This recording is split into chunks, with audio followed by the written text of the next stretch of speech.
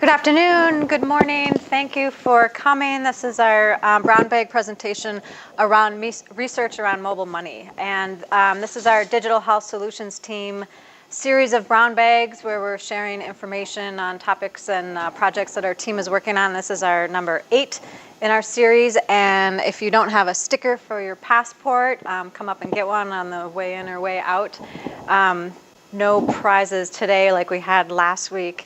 But my last presentation was on April Fool's Day, so my joke was that there was free lunch, which my manager did not think that was funny at all. So of course, I was going to have that there was free money today, but that didn't fly either. So thank you for coming, purely of interest on the topic. So this was some research that we did around mobile money based on a PATH award for excellence in innovation last year that allowed us to do some research on mobile money and how it might be applicable to opportunities that PATH might want to pursue.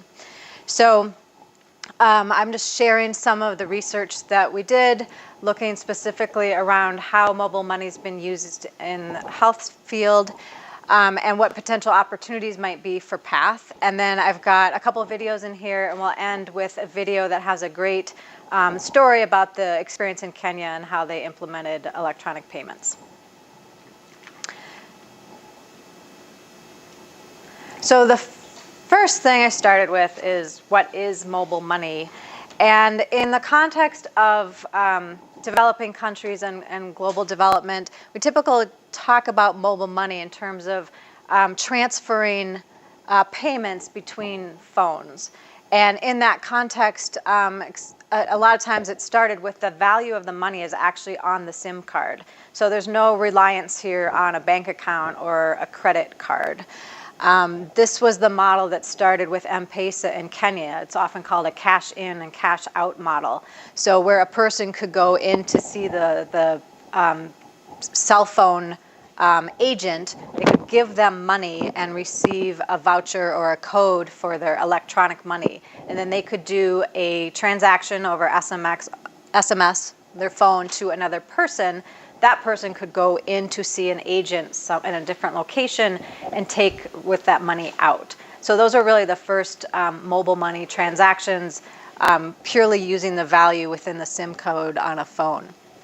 The different types of transactions for mobile money, in that model, it's sort of a person-to-person transaction where you're often sending funds to a family member. And that was one of the early uptakes of mobile money, is the prevalence of people wanting to send money back to their family. Other types of transactions in mobile money are around consumer to business, which is often the scenario of paying a bill.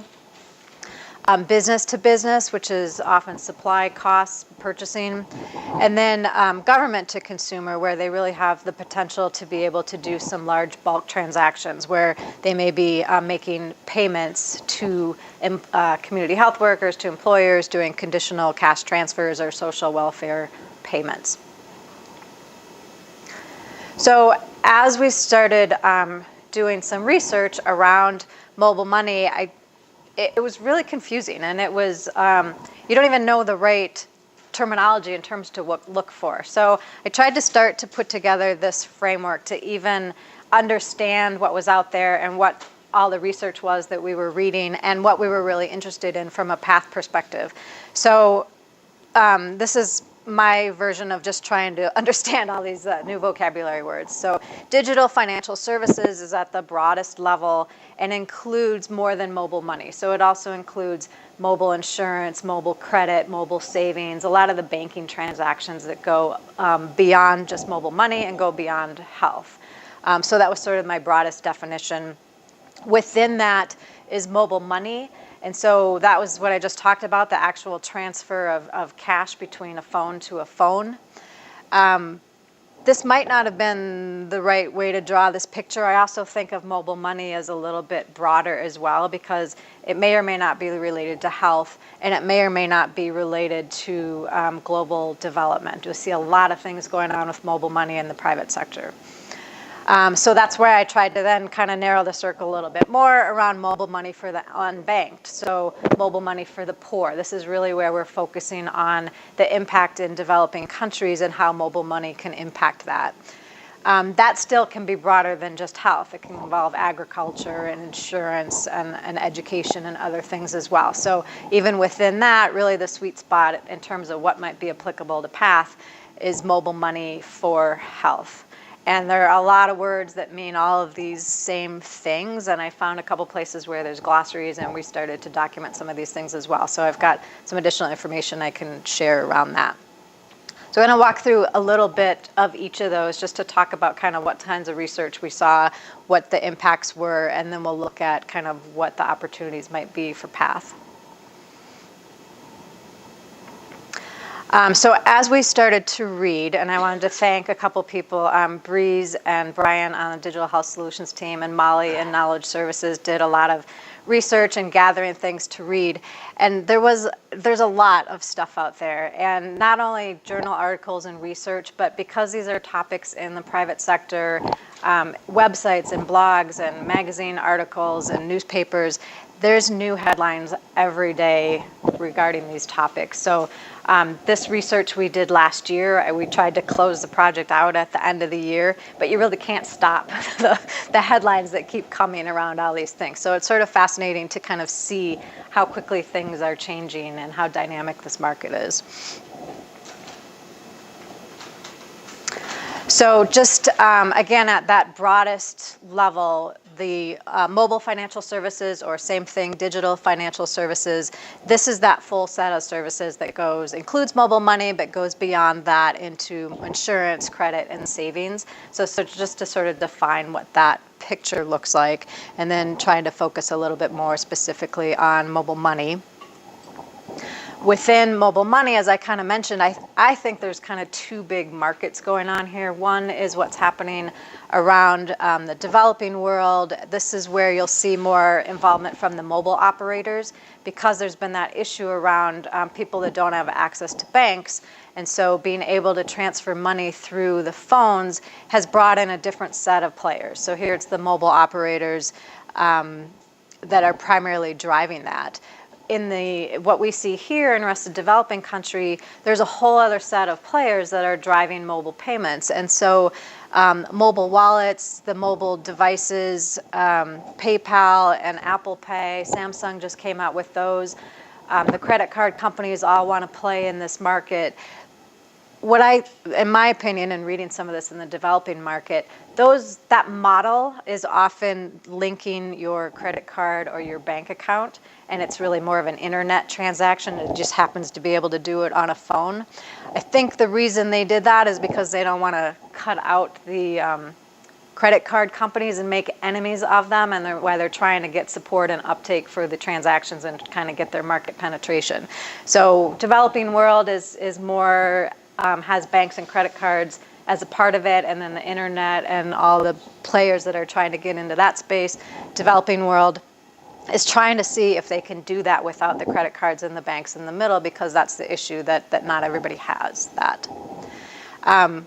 With all of that going on, I started, and my background before PATH was coming out of private sector. So I looked at this and I'm like, why would a nonprofit even need to be in here? There's so much stuff going on. The market, in theory, market dynamics should sort of play itself out. There should eventually be more interoperability, more of a standard model. When you talk about what's sustainable, it's when there's a business model that works. And so my first thought was like, why would we even want to touch this? This will get sorted out in the next couple of years and we'll see what happens.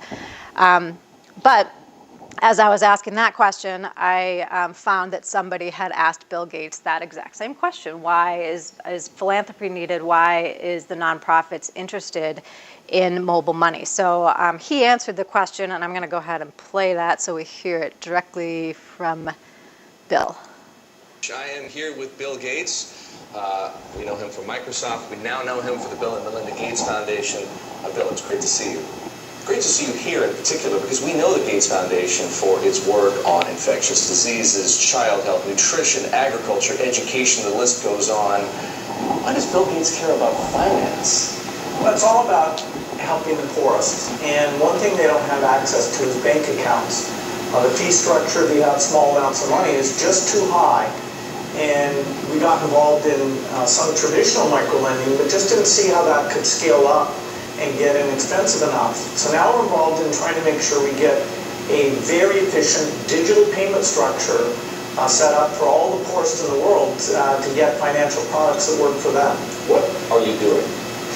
The idea is that typically through the cell phone, you should be able to send money to your relatives. You should be able to track the money that's coming in, set aside money to buy seeds the next year. And there are countries where this is beginning to take off. Kenya, Bangladesh, even Somalia, maybe the last country you'd expect up in Somaliland, almost half of the GDP is done digitally. I don't need to tell you that the poor have been unbanked for as long as there have been banks. Why is this time different? Well, it's really the digital revolution.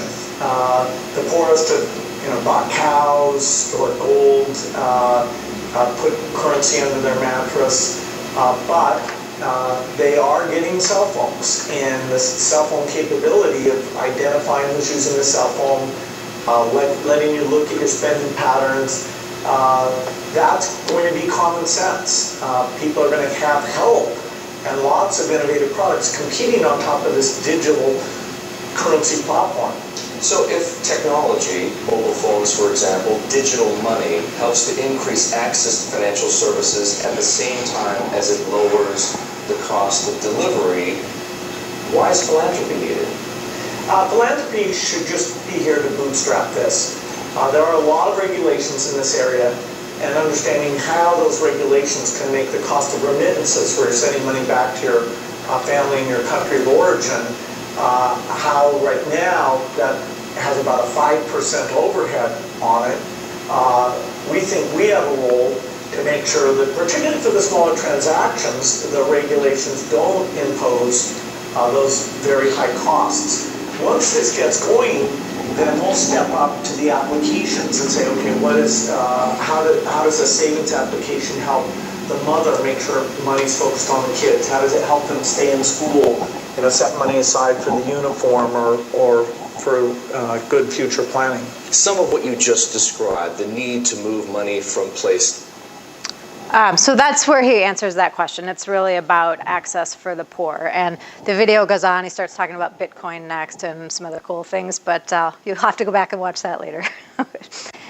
So the idea around caring about digital financial services and mobile money is this concept of financial inclusion, that we can impact poverty by expanding financial services to the world's poorest populations. And so one of the things to think about here is in the same way that the uptake of mobile phones around the world is allowing some places to sort of, I call kind of a leapfrog technology, right? So a lot of places in Africa are not going to have to install landlines for land-based phones. They've moved on straight to mobile phones. Not quite sure if the same thing will happen around banks, but here's where the opportunity is to use mobile phones to provide financial services. There are studies that show the impact of being able to save money, being able to access money through a phone to people that don't have access to a bank. And so that's why there's the interest from Bill Gates and the nonprofits around mobile money and phones as being able to be that link to financial services and the potential impact that that can have. That's still probably a lot broader than where Path can really play, but that's really why there's that interest in making sure that as mobile money markets are solidified around the world, that they really are reaching the poorest. So as we start to look kind of in that next little circle focus areas of mobile money for the unbanked or mobile money for the poor, I saw MM for P, because there always has to be one of those. So same kinds of words, but talking about how can we provide financial services through phones to the poor. There's a number of stats and information tracking through different organizations. GSMA is one that has a whole unit dedicated to tracking how mobile phones and services are being rolled out. So there's a number of stats that are available on their website. They put out an annual report on the state of the industry for mobile financial services.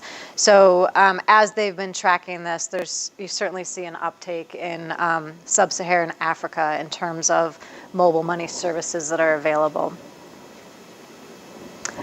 They also have a live deployment tracker on their website. This is kind of cool to go out and look at this every once in a while to see where they're rolling out mobile deployments or pilots around the world. I think you'll see the same thing here as people looked at mobile money pilots around delivery of healthcare, that there's a bunch of them and not all of these are at scale, and they still need to address interoperability within countries, let alone across countries. So that'll be interesting to watch and see how that affects what the uptake is in terms of really being able to use mobile money. And again, some of the stats and information that GSMA is tracking is percent of mobile phone users who regularly send or receive money. So really showing what the uptake is of being able to use their phones for money transfers.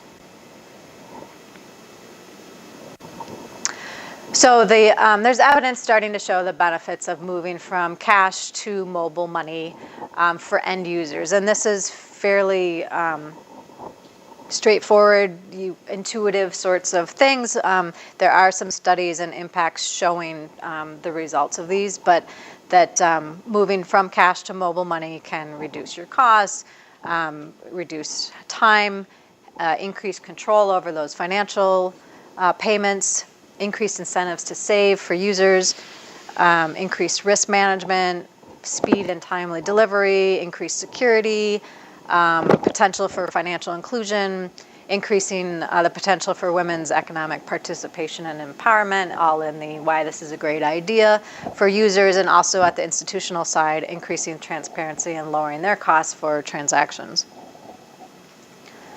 So despite all the promise there's still a lot of work ahead to look at how to actually use this in these countries.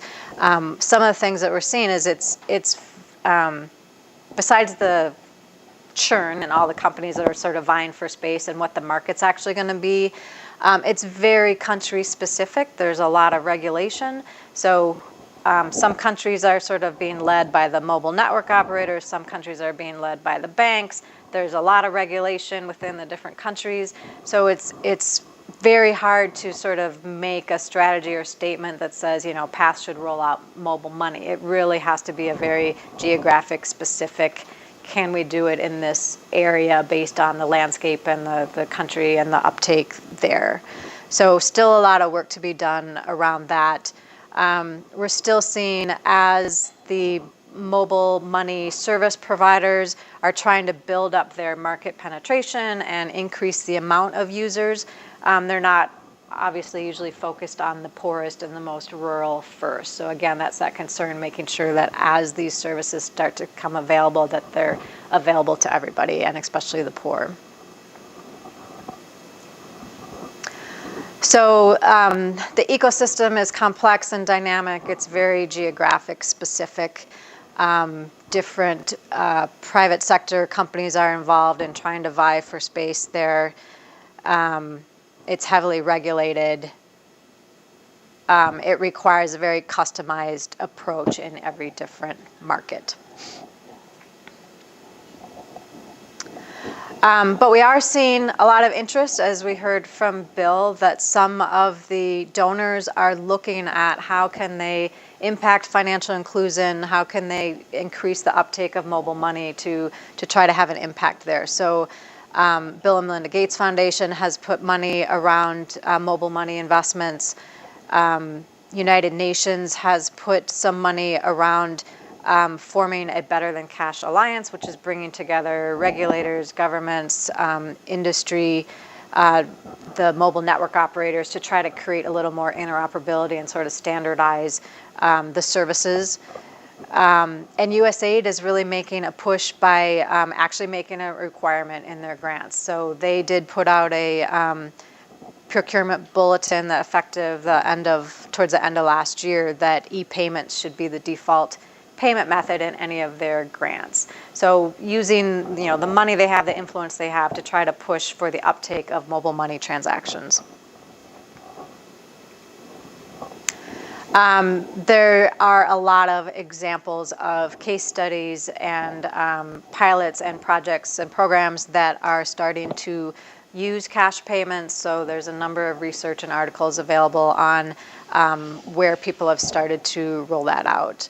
The Better Than Cash Alliance is a good resource and a good example of where they're collecting some of that information. You can find it all in one place. So that's sort of broadly speaking about mobile money. So trying to kind of go a step deeper and focused around where that's specifically impacting health, because that's probably a little bit more related to the work we do at PATH. So here, where you look at any of the places where there are transactions in the health sector and how those could potentially be opportunities for cashless payments. So payments that are between patients and providers, that are community health workers, that are premium payments to insurance, or conditional cash transfers between governments and citizens, voucher payments, et cetera. So any place within the health system where there's transactions, money transactions, are potential opportunities for using mobile money.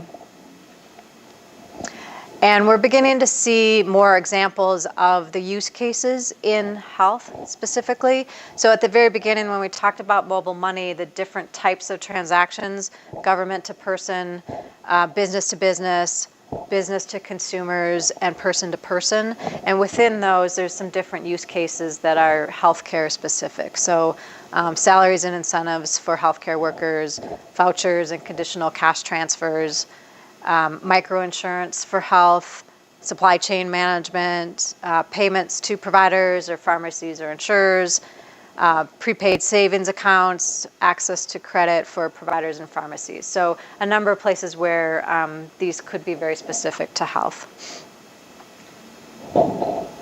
And even within the health, these are a little bit the same as what we saw when we looked generically for mobile money, but very easy to see the benefits of going cashless for some of these transactions, that there's less physical risk to the healthcare workers of having to carry large amounts of cash around, the speed and timeliness of being able to make payments without having to travel, the actual transaction costs of doing payments, the transparency and being able to audit and track payments, and improving the data around payments as well. So based on that and the opportunities there, we did a little bit of looking at where would this make the most sense for PATH, and what could our opportunities be here. So the biggest message here is that this is coming. Mobile money is coming. It's not going to go away. It's not a fad or a trend. So exactly when, I think, will be a little bit different country to country, but you're going to see general movement towards cashless and mobile money payments. So for within PATH, I think that's, we need to be prepared to look at that and look at kind of when's the right time within our projects and programs and countries to look at how we could get there. I think we'll see, there's two ways to kind of look at that, what's going to drive that. There's the potential cost savings and efficiencies from moving to mobile money and cashless transactions. And then, as we saw from USAID, there's additional interest and increased requirements from donors to be able to move towards cashless payments as well. So as we talked about those, what I sort of made those 4 different categories around here, kind of looked at what the pros and cons would be in terms of where these would fit for PATH. And obviously my answer was sort of the mobile money for health at the bottom, but just to kind of look at what it looked like. So the digital financial services has probably the greatest potential to increase, to impact poverty around financial inclusion, but much broader than PATH strategy. Mobile money in general, where we saw there's a lot of market innovations going on, so getting in early might allow us to influence the direction there. But where this is being led by the private sector, it doesn't really seem to require a lot of public investment at this point. So where we look at mobile money for the poor or mobile money for the unbanked, this is where you saw the comments from Bill Gates, that there is the opportunity for the NGOs to make sure the financial services reach the poor. There's opportunities to address what the barriers are to the uptake around mobile money. But for PATH, these include much more than health and can get into finance and agriculture and some of the other industries where we probably don't have as much experience or impact.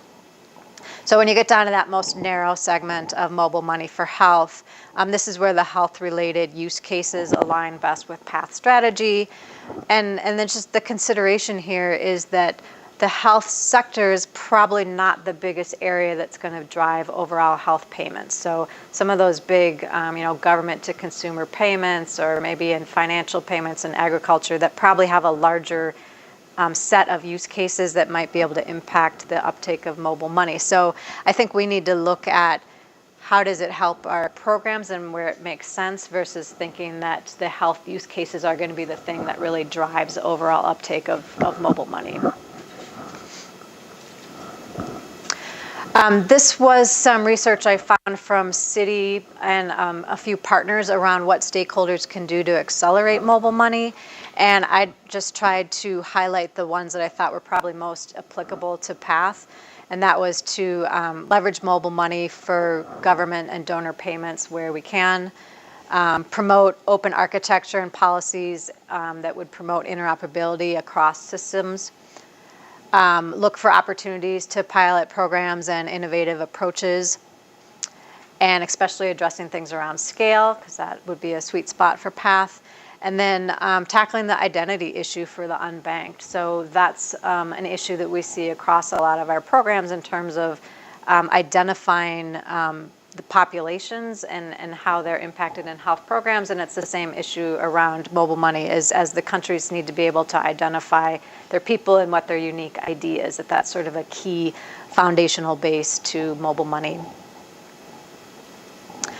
So one of the things I wanted to how we thought about mobile money is kind of making the parallel that mobile money is a technology, and it's the same way we view any other technology. So within digital health solutions, when we talk about information systems, I think it's really the same in PATH when we talk about technologies and devices. It's really not about the device or the IT system itself. It's about what it's enabling you to do more effectively and more efficiently to get to that impact. And so mobile money is really going to be the same thing. We're probably not going to be the experts in mobile money for the sake of mobile money, but where mobile money helps us do our programs more efficiently and more effectively, it's going to make sense for us to be aware of how we can use it and how we can leverage it within our programs. So we broke out probably the two main areas where PATH can start in mobile money. And the third was really trying to look at what would our strategy to become a market leader in mobile money. And we just said we're really not there, at least at this point. So these would be our starting points. So one is how we look at the opportunities to adopt mobile money within our offices and PATH programs. And there's a number of assessment tools to help do that, and I'll show that on the next couple of slides. You really need to look at what's the landscape in the country in terms of what the uptake of mobile money is, and then what's the program and what amount of cash transactions do you have going on. And it's the same, just to tie this back to last week's brown bag, when you looked at return on investment, what would it take to move to cashless, and what would the return on investment be for your program? Because ideally at some point you're doing this because it makes sense, not just because you're doing it. And then actually working around implementations of how to make that work within the programs or countries. And then the other side would be looking at new opportunities, really in an opportunistic way, of where we could get involved in some mobile money that probably ties to existing capabilities and strategy that we have. So where there's opportunities in mobile money that tie to existing programs, like adding mobile money services to existing programs, where it relates to current use cases that we're already involved in, it's like assurance or supply chain or immunizations, or where we're leveraging existing capabilities. So taking solutions to scale is the same kind of skill sets and things we do, whether it's an information system or whether it's how to roll out mobile money. So these types of examples around planning, around strategy and infrastructure, defining requirements, data analysis and reporting, standards and interoperability, these would all be examples of if there's opportunities that are related to mobile money that tie into places where we have experiences. Those would be good places for us to start and get involved. And then just to put a plug that within our digital health solutions team, we have people that would be willing and able to help do these assessments or look at where there's opportunities for you. So please feel free to reach out if you're looking for resources on how to take a look at any of these opportunities.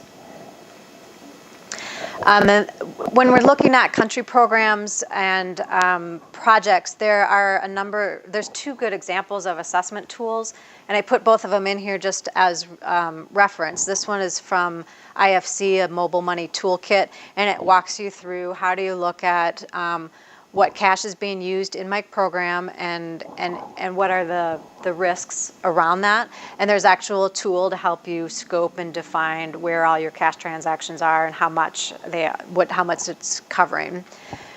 Does the country I work in have appropriate electronic payment infrastructure, and what's the regulatory policy? A lot of this is, again, resources and information that's available, and or there's ways to kind of go and look at what's your current landscape. Are there provider and capabilities and services that are available in your geographic region, and what's the uptake of them? Analyzing the costs associated with cash management and what an implementation and transition would look like, and then actually rolling out an implementation and a program to do that. So, and there's tools for each of these to help you assess those and plan around that. And then very similar, there's another toolkit that USAID and partners put together, making the journey from cash to electronic payments, that walks through a number of steps and has tools, really the same kinds of thing. Their steps are a little bit different, but looking at your landscape, looking at the impact to your country and program, and then what your implementation might look like and how to plan around that. So then I wanted to finish up. Our Kenya office has implemented M-Pesa in a number of their programs, and so there is a video that talks about how they did that and what their experience is. And I'm going to go ahead and play that for us, I think.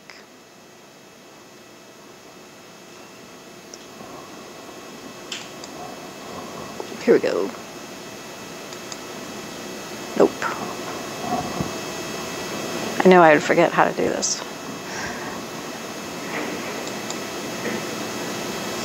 There we go.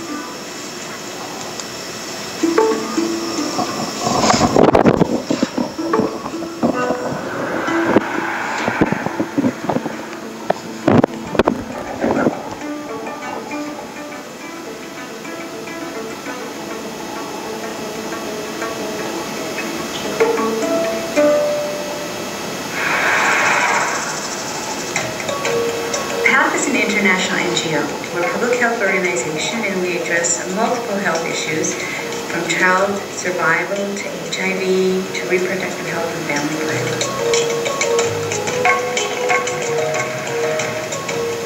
PATH often conducts workshops to carry out its work. We expect a lot of people when we ask them to come to our workshops. They're busy people, and they often don't have any kind of excess cash to help them either get to our workshops or to pay for the costs associated with that participation. So the little bit of money that we're able to give them through their participation in our workshops is really important.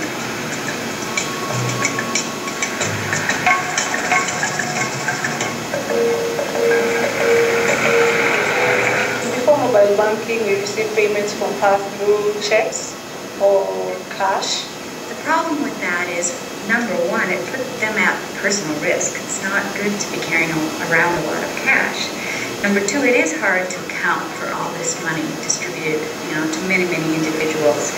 And 3, it was just very time consuming to have to sit and distribute a little bit of money to a lot of people. Parts and City came together to address main challenges on their cash-based payment and delivery and disbursements of the funds.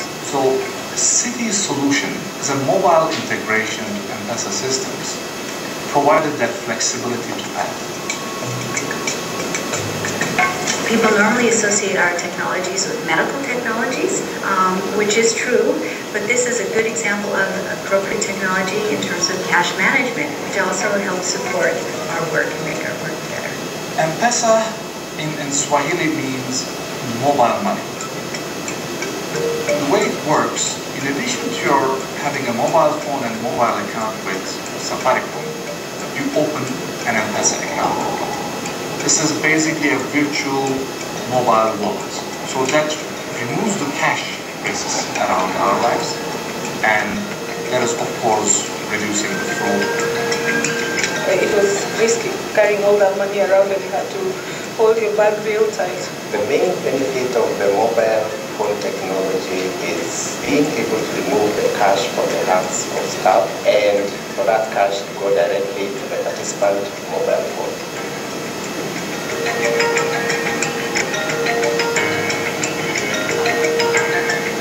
Within the last 5 years, M-Pesa has grown from 0 to 45 million transactions a month. Just to compare with total Kenyan banking system, the volume is 2 million.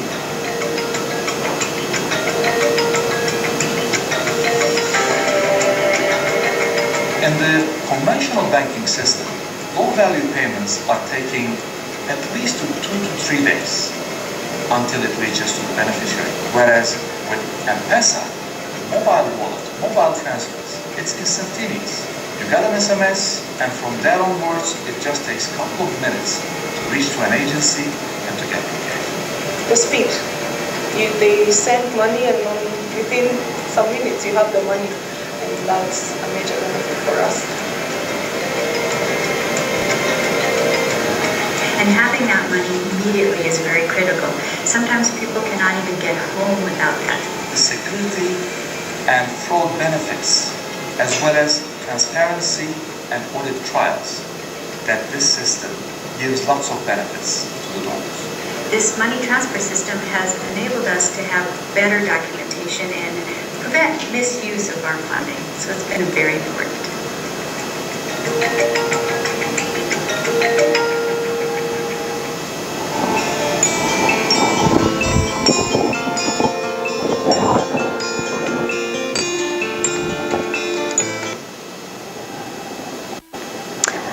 So that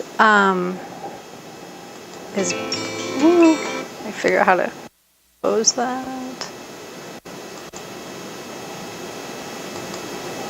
Basically, I wanted to open it up from questions from there. My last slide, which I can't figure out how to get back, was just the end. Are there any questions that anyone has? Mm-hmm. I'm working in finance with this global business, particularly I know about M-Pesa from the Kenya office. And currently we have other offices that are starting to implement similar programs in other countries. Hi, can you speak up for the people in DC? I know that the Tanzania office, they right now working on implementing that program.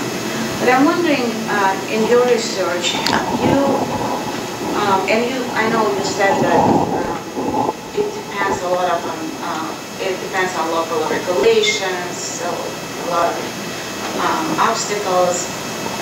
But in your research, do you know what countries are close to, getting mobile money and implementing similar programs? Right. Good question. I'll try to sort of summarize. She had asked about, so in addition to Kenya, we have other country offices that are that would like to or be interested in implementing mobile money. And the question was, do we know kind of which countries have uptake or availability in terms of mobile money? So I probably can't name them off the top of my head, but there is that research available. And one of the slides I was showing, the stuff that's on GSMA's website, is showing in which countries what mobile services are available and what the adoption rates are. So kind of looking at that and matching to our path country programs and where we have the most programs and the most transactions, we could, in theory, kind of lay out it would make the most sense to go focus on, this country next. We're starting in the back over there. So in this case, there was Safaricom's linked to Citibank. So in other phone companies, are they individual? Are they functioning as banks themselves, or are they all linked to the banks? Because I know that the other question is there's sort of a limit, I think, for the amount that you can have in your account. So I think in Kenya it's $1,500 or something like that. So, and I don't know a lot of the detail there, but I think in that example in Kenya, when you think about the mobile money transaction in Safaricom, they started with providing the transaction from phone to phone. When you talk about Path's programs and what accounting systems they have, a lot of the ledgers or things on paper, the piece that Citi was doing is providing really that back-end transaction and accounting system that's the link then to Safaricom and M-Pesa. So that's why those...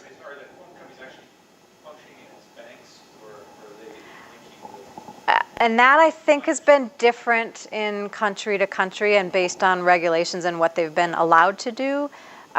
In some cases, it's literally, they're not allowed to, and so it's just the value they're holding on a SIM card, or sometimes they're associating the value actually with minutes because then it can translate to money. We may see that. We may see the mobile network operators trying to get more into the bank space. The root condition transaction is money. It's real money that you're giving to Right. someone. Right. That money's sitting somewhere, and so then potentially you could draw from that credit source as well. Right.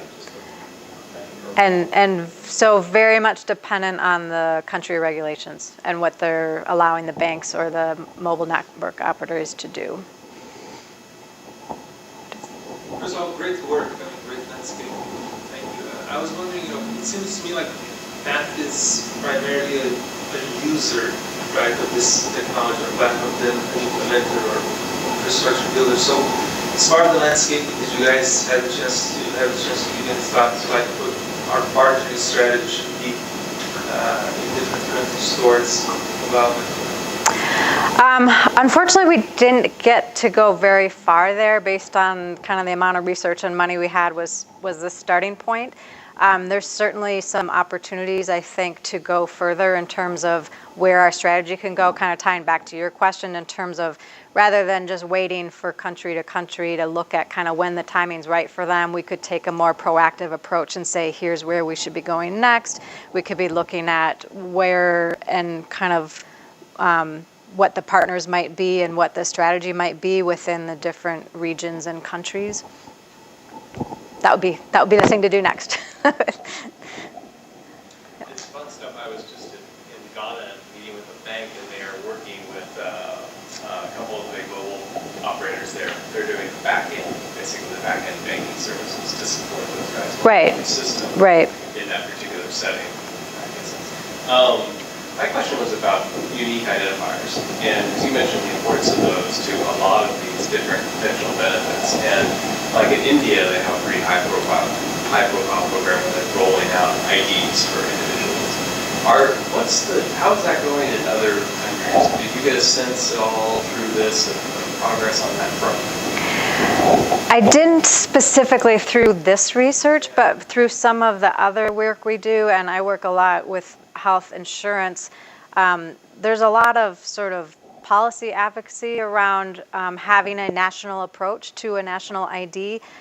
whether that's your tax revenue system or your national registry, or making sure that that's not completely different for the health insurance ID, for a bank ID, for a phone ID, and trying to make sure they have sort of a cohesive way to identify a person and that they can leverage that across these sectors.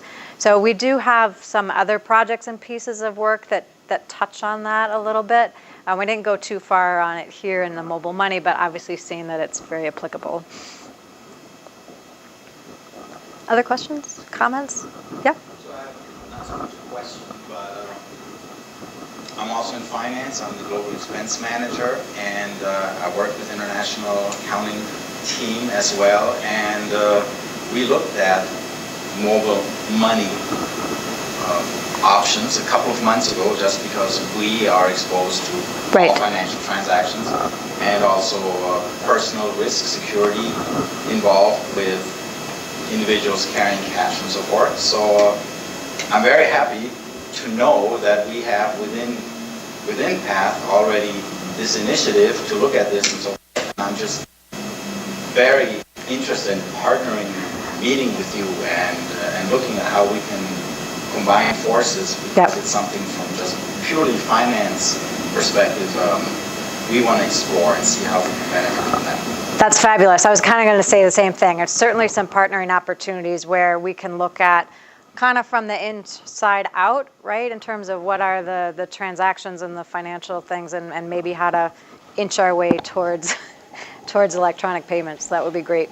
Yes, so I would like for us to sit down and have a meeting, and I'm not sure who on your team should be involved in that. I just volunteered Dickie right here, and we'll that would be great. Thanks. The videos that you showed, I'd like to see the rest of the Gates video, and then send the PATH video to someone else. In the slides, I have the link on the slide. So the Gates video has it on the bottom, and it's actually embedded in the PowerPoint, and the PATH video has it at the top of the page on the video, so you can find the link there. Any questions in DC? Nope, nothing from us. Are there any national governments that stand out in terms of mobile money for either creating the enabling environment or actually creating their own infrastructures for that? I don't know. Probably in terms of how encouraging they've been in terms of regulation and environment and being able to support that, especially anywhere where there's examples where they're using it. So where governments are able to do their payments through electronic payments is probably the biggest volume and being able to help increase uptake. So I can't name them off the top of my head, but I know that that's where you would see the examples of sort of the most supportive environments. Yeah. One in the back. I'm just responding to Poona's question. So there are national governments, and India is one of them. And so, just 2 days ago, the Prime Minister officially launched the Digital India program, where they were officially supporting mobile money and the transfer of payments to government employees through the State Bank of India, so which is their official partner. And so and I think they have a target of 2 million mobile money transfers by the end of 2017 or something like that. And we talked about it in our India strategy. And Richard's right there, so he knows what I'm talking about. but yeah. Thanks. Other questions, comments? It's sort of a topic that everybody can find some part of it to be interested in, just if nothing else, because you have a phone yourself and you probably use some of these transactions. And like I said, there's certainly a lot going on in terms of companies and countries and what the opportunities are. So we're by any means not the experts on this amount of research, but there's a lot of places where we know there's interest and opportunities within PATH. So we'd be happy to work with anybody and spend some more time on how to do that. And if nothing else, then we're all set. Thank you for coming.